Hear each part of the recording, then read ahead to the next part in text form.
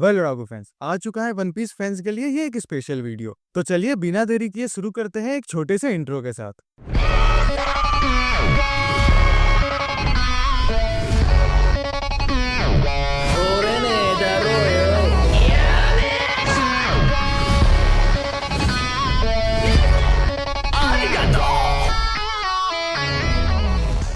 कहानी की शुरुआत में हम देखते हैं गोल्डी रॉजर को, एक ऐसा पायरेट जिसने अपनी जिंदगी में क्या कुछ नहीं हासिल किया, चाहे वो फेम हो या वेल्थ हो या पावर। इन सभी चीजों को हासिल करने के बाद वो कहलाने लगा किंग ऑफ द पायरेट्स। वो अपने एग्जीक्यूशन के टाइम पर सभी लोगों से ये कह जाता है कि उसने अपनी जिंदगी में आज तक जितना कुछ भी कमाया है उन सारी चीजों को वो एक खास जगह पर छोड़कर जा रहा है। अगर कोई उसकी जिंदगी भर के खजाने को ढूंढना चाहता है तो वो उसे बेशक ढूंढ सकता है। जिसके हाथ में उसका खजाना लगेगा वो उसका हो जाएगा, और अपने सारे खजाने का नाम वो ワンピースは実在する。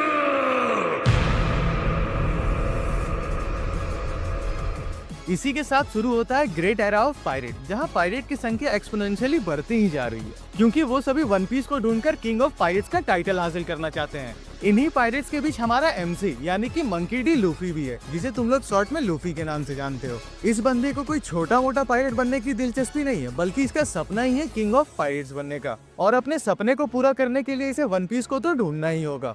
फिर क्या, वो अपने सपने को पूरा करने निकल पड़ता है एक नए एडवेंचर की ओर। अब भले ही तुम वन पीस के वर्ल्ड में सबसे फेमस पायरेट को ही देख लो, यानी कि गोल्डी रॉजर, उसे भी अपनी क्रू की जरूरत पड़ी थी किंग ऑफ पायरेट्स बनने के लिए, तो जाहिर सी बात है लूफी को भी पड़ेगी, जिसमें सबसे पहले लूफी को ज्वाइन करने वाला है रोरोनोवा जोरो। तो बात ऐसा है ना भाई, लूफी बिना किसी क्रू और शिप के अकेले ही समुद्र की सैर पर निकल पड़ता है, वो भी एक बैरल के अंदर। उसे तो ये तक नहीं पता कि आखिर ये बैरल जा कहाँ रही है। तभी एक पायरेट उस तैरते हुए बैरल को अपने शिप के अंदर ले आता है, ये सोचकर कि उसके अंदर कुछ खाने या पीने का सामान होगा। और यहीं पर लूफी की मुलाकात पहली बार कोबी से होती है, जिसे वहाँ बंदी बनाकर रखा गया था। फिर क्या, लूफी उसे उस पायरेट से बचा लेता है और सीधा सेल टाउन की ओर निकल पड़ता है, और यहीं लूफी को जोरो के बारे में पता चलता है, जिसे उस समय पायरेट हंटर जोरो के नाम से जाना जाता था। लूफी को उसका नाम बहुत ही ज्यादा दिलचस्प लगता है, तो वो ठान लेता है कि उसे अपनी क्रू में रिक्रूट करके ही रहेगा। पर जब वो जोरो से मिलता है तब उसका एक्सिक्यूशन होने वाला होता है। तब लूफी उसे एक ऑफर देते हुए कहता है कि अगर वो उसकी जान बचाएगा तो उसे उसके क्रू को ज्वाइन करना होगा। पहले तो जोरो मना कर देता है, क्योंकि वो खुद ही है पायरेट हंटर और उसका काम ही है दूसरे पायरेट्स को मारना, तो वो क्यों ही किसी पायरेट को ज्वाइन करेगा। पर कोई और ऑप्शन ना होने के कारण वो लूफी के क्रू को ज्वाइन करने के लिए मान जाता है, और साथ ही एक शर्त भी रखता है कि भले वो लूफी का क्रू ज्वाइन कर रहा है, लेकिन वो अपने सपने को पूरा करके ही रहेगा, जो कि है वर्ल्ड का ग्रेटेस्ट स्वॉर्ड्समैन बनना। और अगर लूफी उसके रास्ते में आया तो वो उसे नहीं छोड़ेगा। इसके बाद वो दोनों अपनी जर्नी को कंटिन्यू करते हुए पहुंचते हैं ऑरेंज टाउन में, जहां उनकी मुलाकात नामी से होने वाली है, और आगे चलकर इनके क्रू के नेविगेटर भी यही बनेगी। स्टार्टिंग में तो नामी भी इन सभी को ज्वाइन करने से मना कर देती है, पर क्योंकि लूफी उसे एक बहुत ही खतरनाक पायरेट बगी से बचाता है, तो वो क्रू को ज्वाइन करने के लिए मान जाती है, लेकिन सिर्फ ऊपर ऊपर से। उसका असली मकसद तो इन लोगों के खजाने को लूट कर भाग जाने का है, और वो बिल्कुल ऐसा ही करने वाली होती है कि लेकिन उससे पहले ये तीनों एक और नई आइलैंड पे पहुंच जाते हैं, जिसका नाम सिरप विलेज है, जो कि गेको आइलैंड में लोकेटेड है। यहाँ इनकी मुलाकात उसब से होती है, जो कि आगे चलकर इनके क्रू को स्नाइपर कहलाने वाला है। साथ ही एक इंटरेस्टिंग फैक्ट, उसब पूरे ग्रुप का सबसे फट्टू बंदा है। ऑन दी अदर हैंड, उसब का कनेक्शन एक बहुत ही अमीर लड़की के साथ था, पर क्योंकि लूफी और उसके क्रू ने उसके विलेज को एक बहुत ही खतरनाक पायरेट से बचाया था, जो कि उस लड़की का बटलर भी था, तो as a token of gratitude वो अपनी पूरी शिप ही दे देती है लूफी को एज अ गिफ्ट। और यहाँ तक उसब भी इनके क्रू को ज्वाइन कर लेता है, और अब लूफी के क्रू में मोरलेस 4 मेंबर्स जुड़ चुके हैं। ये चारों अपनी जर्नी को कंटिन्यू करते हुए आगे बढ़ जाते हैं। इसी बीच इन सभी को बहुत तेज भूख लगती है। उनके पास अभी तक कोई भी कुक नहीं होता, तो लूफी अब डिसाइड करता है कि वो अपने क्रू में एक कुक को रिक्रूट करेगा। अपनी जर्नी के दौरान ही उनका इनकाउंटर एक सी रेस्टोरेंट बराटिया से होता है, जहाँ लूफी को एक कुक बहुत ही ज्यादा पसंद आता है, और हमेशा की तरह लूफी जिद पे अड़ जाता है कि उसे अगर कोई कुक चाहिए तो सांजी ही चाहिए। सांजी मान तो जाता है क्रू ज्वाइन करने के लिए, पर अपनी एक शर्त के साथ, जो कि है अपने सपने को पूरा करना और ऑल ब्लू को ढूंढ निकालना। एक ऐसा सी जहाँ different varieties of sea creatures पाए जाते हैं, जो पूरी दुनिया में और कहीं नहीं मिलते। तभी वहाँ सी रेस्टोरेंट पर एक बहुत ही खतरनाक पायरेट हमला कर देता है। साथ ही वहाँ मिहॉब भी आ जाता है, जो देखते ही जोरो उससे भिड़ने चला जाता है। इसी इंटेंस सिनेरियो में नामी को मौका मिल जाता है कि वो लूफी के सोना और शिप दोनों को चुराकर वहाँ से भाग जाए। नामी बिल्कुल ऐसा ही करती है, और मैंने तो तुम सभी को इसके पीछे का कारण बता ही दिया था। नामी ने स्ट्रॉ हेड्स को ज्वाइन इसलिए किया था कि वो उनके शिप और सोना दोनों को चुरा कर भाग सके। उसका असली गोल तो 1 मिलियन बेरीज जमा करना था। क्योंकि वो अपने शहर को बचाना चाहती थी एक बहुत ही खतरनाक फिशमैन पायरेट से, जिसका नाम आर्लोंग था। नामी को ना चाहते हुए भी आर्लोंग को ज्वाइन करना पड़ा था, क्योंकि एक तो आर्लोंग ने उसे अभी तक ब्लैकमेल कर अपने पास रखा हुआ था, और दूसरा आर्लोंग को ये अच्छे से पता था कि नामी एक बहुत ही अच्छी नेविगेटर है और वो उसके अहमियत को बखूबी जानता था। पर एट द एंड लूफी आर्लोंग को हराकर नामी को आजाद कर देता है, और इसी के बाद नामी अपने पूरे दिल से स्ट्रॉइड्स को ज्वाइन कर लेती है। इधर सी रेस्टोरेंट में लूफी उस खतरनाक पायरेट को हरा देता है, लेकिन जोरो मियोक के हाथों बहुत ही बुरी तरह हार जाता है, जिसके बाद वो अपने कैप्टन से वादा करता है कि आज के बाद वो किसी फाइट को नहीं हारेगा। इसके बाद वो सभी अपनी जर्नी को कंटिन्यू करते हुए निकल पड़ते हैं ग्रैंड लाइन की ओर, और इस पॉइंट तक लूफी का एक बहुत ही अच्छा क्रू बन चुका है, जिसमें पहला तो कैप्टन खुद लूफी, दूसरा मास्टर स्वॉर्डमैन जोरो, तीसरा नेविगेटर यानी कि नामी, चौथा उसब जो कि है स्नाइपर, और पांचवा सांजी एक बेहतरीन कुक। अब तुम में से बहुत से लोगों को ग्रैंड लाइन के बारे में नहीं पता होगा। घबराओ मत, मैं हूं ना। सी का एक ऐसा डेंजरस पॉइंट जहां सबसे खतरनाक पायरेट्स रहते हैं, all because of One Piece. सभी को वो खजाना खोजना है, और वन पीस को ढूंढने का रास्ता ग्रैंड लाइन से ही शुरू होता है। लेकिन यहाँ 3 सबसे खतरनाक ऑर्गेनाइजेशन का कंट्रोल है, जिसमें सबसे पहले तो आते हैं 7 वॉरलॉर्ड्स। ये इतने पावरफुल पायरेट्स हैं कि गवर्नमेंट ने भी इनके साथ हाथ मिला लिया है, ताकि वो ग्रैंड लाइन के पावर बैलेंस को बरकरार रख सकें। दूसरे नंबर पे आती है खुद नेवी। इनमें भी 3 एडमिरल सबसे ज्यादा स्ट्रॉन्ग है। इन तीनों की पावर का अंदाजा तुम इसी बात से लगा लो कि 7 वॉरलॉर्ड्स भी इनके सामने कुछ नहीं कर पाएंगे। और इनसे भी बड़ी पावर इस ग्रैंड लाइन में आती है 4 एम्परर्स की, यानी कि 4 सबसे स्ट्रॉन्ग पायरेट्स, जिनसे पंगा लेने में तो नेवी की भी फट जाती है। हालांकि इन पायरेट्स को भी नेवी अपने तरफ करने की कोशिश तो करती है, पर वो उनके सामने झुके नहीं। और अब तक की स्टोरी में ये कहा जाता है कि यही 4 एम्परर्स ही वन पीस को ढूंढने के सबसे करीब है। ये सारे वॉरलॉर्ड, नेवी एडमिरल और एम्परर, इन सभी के पास डेविल फ्रूट पावर्स हैं, सिर्फ एक को छोड़कर। अब हो सकता है तुम्हारे मन में ये भी आ रहा हो कि आखिर डेविल फ्रूट किस बला का नाम है। तो डेविल फ्रूट्स ऐसे फ्रूट्स को कहा जाता है जिन्हें खाने के बाद इंसान के अंदर सुपरनेचुरल पावर्स आ जाती हैं। बस किस तरह की पावर मिलेगी वो डिपेंड करता है तुमने किस तरह का फ्रूट खाया है।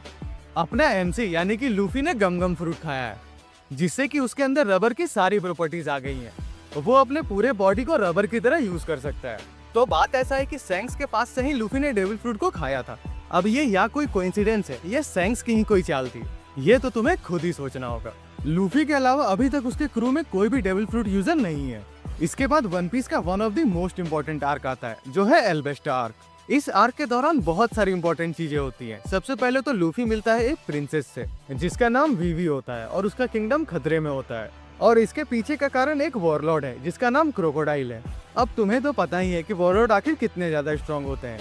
लूफी वीवी और उसके किंगडम को क्रोकोडाइल के हाथों से बचाने की कोशिश तो करता है, पर ऑलमोस्ट 2 बार मरते मरते बचता है। एक बार तो वो मारा ही जाने वाला था, पर तभी रॉबिन उसे आकर बचा लेती है, वो भी क्रोकोडाइल को बिना कुछ पता लगे, क्योंकि उस वक्त रॉबिन क्रोकोडाइल के साथ ही काम किया करती थी। क्रोकोडाइल इतना ज्यादा ताकतवर इसलिए है क्योंकि वो भी एक डेविल फ्रूट यूजर है, जिसकी हेल्प से वो सैंड को इजिली मैनिपुलेट कर सकता है। क्रोकोडाइल के साथ फाइट के बाद लूफी को उसकी कमजोरी का पता चल चुका था, जो कि है पानी, क्योंकि बिना पानी के वो उसे छू भी नहीं सकता था। और तो और इसी आग के दौरान लूफी अपने बड़े भाई फायर फिस्ट एस से भी मिलता है। इस बंदे के पास भी डेविल फ्रूट की पावर है, जो उसे हेल्प करती है फ्लेम्स को कंट्रोल करने में। इतना ही नहीं मेरे भाई, बंदे को कोई छोटा मोटा पायरेट समझने की गलती मत करना।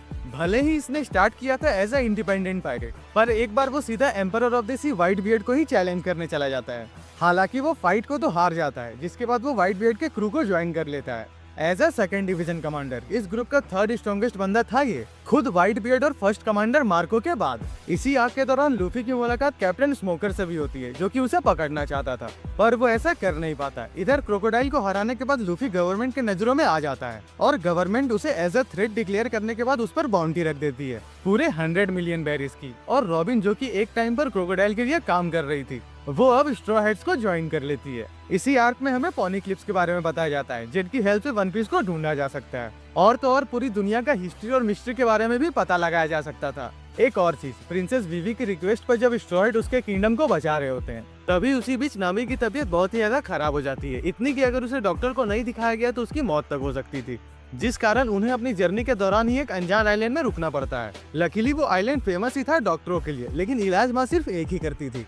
उसके पास पहुंचने के लिए लूफी बहुत ही ज्यादा स्ट्रगल करता है, और एट लास्ट नामी ठीक हो ही जाती है। वहीं लूफी की मुलाकात चॉपर से होती है। भले ही दिखने में ये एक रेंडियर जैसा था, पर है ये बहुत ही तगड़ा डॉक्टर। इस इंसिडेंट के बाद लूफी को ये रियलाइज हो गया था कि आखिर उसके क्रू में एक डॉक्टर का होना कितना जरूरी है। तो फिर क्या, वो चॉपर को अपने क्रू में ज्वाइन करने का जिद मचा देता है। चॉपर स्टार्टिंग में तो नाना करता है, पर आखिर तक वो मान ही जाता है। इसके बाद ये सारे निकल पड़ते हैं एल्वेस्टा की ओर। वहाँ वीवी की हेल्प करने के बाद वो लोग अपने एडवेंचर को कंटिन्यू करने लगते हैं। रास्ते में ही आसमान से एक बहुत बड़ा शिप का टुकड़ा समुद्र में गिरता है, जो देखने के बाद तो ये सारे लोग हैरान हो गए थे। किसी को भी अपने आंखों पर विश्वास ही नहीं हो रहा होता। लेकिन जब ये लोग थोड़ी बहुत रिसर्च करते हैं तो पता चलता है कि स्काई में एक आइलैंड है जिसका नाम स्काइपिया है। वो आइलैंड बादलों में है और एज ऑलवेज लूफी को तो तुम सभी जानते ही हो। वो स्काई आइलैंड जाने का ठान लेता है और एट द एंड वो लोग वहाँ पहुँच भी जाते हैं। इसी आर्क में लूफी का सामना होता है इनल से, जो कि खुद को वहाँ का भगवान बता रहा होता है। ये बंदा ना ही नेवी के साथ है और ना ही कोई पायरेट है, बस इसे भगवान बनना था, बस एक सो कॉल्ड रीजन के कारण, जो है उसे एक बहुत बड़ी शिप बनानी है।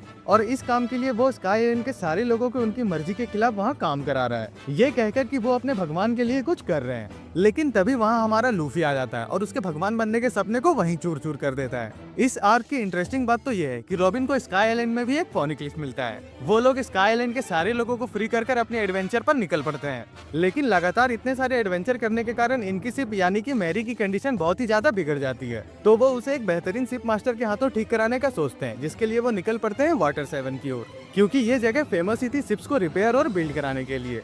ये लोग वाटर 7 की ओर जा ही रहे होते हैं कि तभी इनका सामना होता है एक नेवी एडमिरल से। ये कोई ऐसा वैसा नेवी एडमिरल नहीं था, बल्कि इसने भी एक डेवी फ्रूट खाया था, जिसके कारण इसके पास आइस की पावर्स थी। और इस एडमिरल का नाम ओकोइजी है। सारे स्ट्रॉ हैट्स मिलकर भी इसका कुछ नहीं कर पा रहे थे, वो था ही इतना ज्यादा पावरफुल। उसने रॉबिन को तो बर्स्ट में जमाकर लगभग मार ही डाला था, लेकिन एम मौके पर लूफी उसे किसी तरह बचा लेता है। ओकाइजी को ये समझ में आ गया था कि इनसे लड़कर उसे कोई भी फायदा नहीं होने वाला, इसलिए मानो वो तरस खाकर उन सभी को वहाँ से जाने देता है। इसके बाद दो आर्क एक ही साथ शुरू हो जाता है, वाटर 7 और एनिस लॉबी। स्टार्ट करते हैं वाटर 7 आर्क से। इसी आर्क में लूफी की पहली बार मुलाकात होती है CP0 एजेंट से, जो डायरेक्टली गवर्नमेंट से ऑर्डर लेते थे और उन्हीं के अंडर काम किया करते थे। अब तक तो हमारा लूफी सिर्फ नेवी और पायरेट से ही भिड़ा था, पर CP0 एजेंट से भिड़ने के बाद उन सभी को पता चलता है कि वो कितने कमजोर है। गवर्नमेंट ने यहाँ CP0 को भेजा है इसलिए था ताकि वो रॉबिन को मार सके, क्योंकि वो ओहारा की इकलौती सर्वाइवर थी। अब ओहारा क्या है और आखिर गवर्नमेंट रॉबिन को क्यों मारना चाहती है, ये सब मैं अभी तुम्हें बता देता हूँ। एक्चुअली ओहारा एक जगह है जहाँ से रॉबिन बिलोंग करती है, और उस जगह के सारे लोग पॉनिक्लिप्स को पढ़ सकते थे।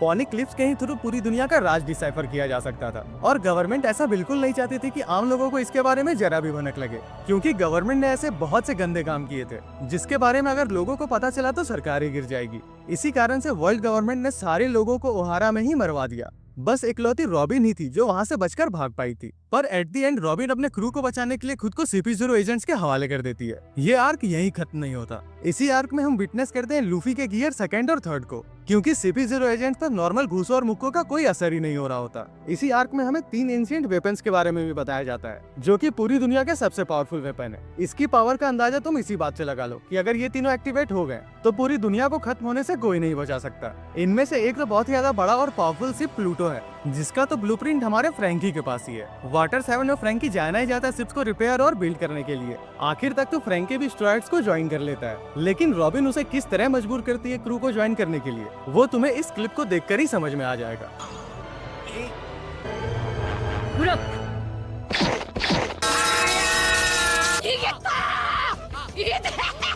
इसी आर्क में हमें लूफी के ग्रैंडफादर के बारे में भी बताया जाता है, जिसका नाम है मंकी डी गार्प। इन्हें नेवी हीरो का भी टाइटल दिया गया है। लूफी से मिलने जब उसके ग्रैंडफादर आते हैं तब उसे उसके फादर के बारे में भी बताते हैं, जिनका नाम है मंकी डी ड्रैगन। ये बंदा कोई मामूली इंसान नहीं बल्कि रेवोल्यूशनरी आर्मी का लीडर है। और हैरानी की बात तो ये है कि लूफी अपने फादर का नाम यहाँ पहली बार सुनता है। उसे छोड़कर उसके सारे क्रूमेट्स उसके फादर के बारे में जानते हैं, क्योंकि गवर्नमेंट ने उन्हें एज ए थ्रेट डिक्लेयर कर दिया है, क्योंकि ड्रैगन हमेशा से ही गवर्नमेंट के बुरे कामों को अपोज करता रहा है, और अब तो उसने अपने आर्मी को भी खड़ा कर लिया है। इसके बाद शुरू होता है एनिस लॉबी, जहाँ रॉबिन को बचाने के लिए स्ट्रॉयड सीधा गवर्नमेंट के अड्डे पर ही रेड कर देते हैं।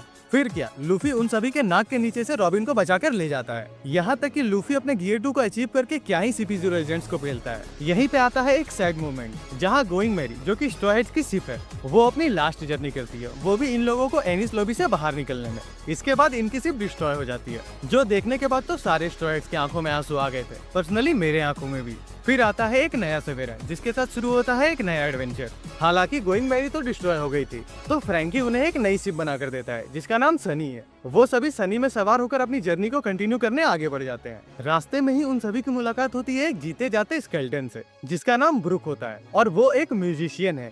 ब्रुक अभी भी इस हाल में जिंदा है। इसके पीछे का कारण है कि उसने भी एक डेविल फ्रूट को खाया था। लूफी तो उसे देखते ही पहली नजर में ही उसका दीवाना हो जाता है और उसे अपने क्रू में शामिल करने की जिद मचा देता है। पर तभी स्ट्रॉइड्स के सामने एक राज रिवील होता है कि इसने तो अपने शैडो को ही खो दिया है, जिस कारण वो उस एरिया के बाहर कहीं ट्रेवल ही नहीं कर सकता। ब्रुक के इस हाल का पीछे का जिम्मेदार कोई और नहीं बल्कि एक वॉरलॉर्ड गेको मोरिया है। उसने सिर्फ ब्रुक की नहीं बल्कि बहुत सारे लोगों की शैडो को चुरा कर अपने पास रखा हुआ है। फिर क्या, लूफी ठान लेता है कि वो ब्रुक को आजाद करेगा और उसे अपने क्रू में शामिल कर लेगा। पर स्टार्टिंग में तो वो गेको मोरिया से हार जाता है, जिसके बाद उसके अंदर 100 शैडो को डाला जाता है और अब रिवील होता है लूफी का एक नया शैडो फॉर्म जिसके सामने जाइंट ओर्स भी नहीं टिक पाया। इस फॉर्म में लूफी ने बड़े ही आसानी से गेको मोरिया को हरा दिया, जिससे कि सारे शैडोस उसके कब्जे से फ्री हो जाते हैं। साथ ही इसी आर्क में जोरो रियुमा से लड़ रहा होता है क्योंकि रियुमा का भी शैडो गेको मोरिया के कब्जे में ही था, पर जोरो उसे हरा देता है, जिसके बाद as a token of appreciation रियुमा उसे अपनी स्वॉर्ड दे देता है। थ्रिलर बार की जब सारी फाइट्स खत्म हो जाती है तो सारे स्ट्रॉ हेड्स रेस्ट कर रहे होते हैं। तभी वहाँ एक और वॉरलॉर्ड कुमा आ जाता है जिसे गवर्नमेंट ने भेजा ही था लूफी और उसके क्रू को खत्म करने के लिए।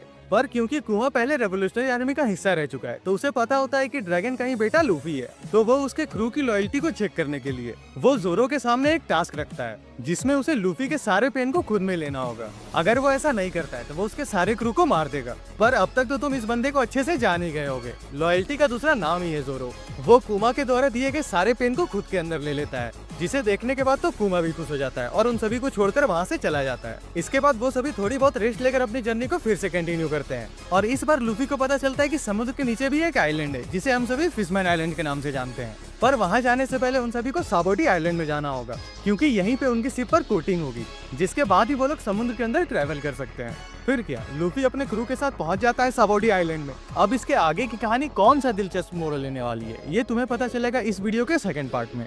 और इस वीडियो का सवाल है, आखिर कौन है वो एम्परर ऑफ द सी जिसके पास डेविल फ्रूट पावर नहीं है। बस यार भाई, आज के लिए इतना ही। हालत खराब हो गई वीडियो बनाते बनाते। इसकी सेकंड पार्ट डिपेंड करती है तुम लोगों के प्यार पर। अगर अच्छी रिस्पॉन्स आई तो नेक्स्ट पार्ट जल्दी ही अपलोड कर दी जाएगी। मिलता हूँ तुम सभी से अगले वीडियो में, तब तक के लिए राधे राधे।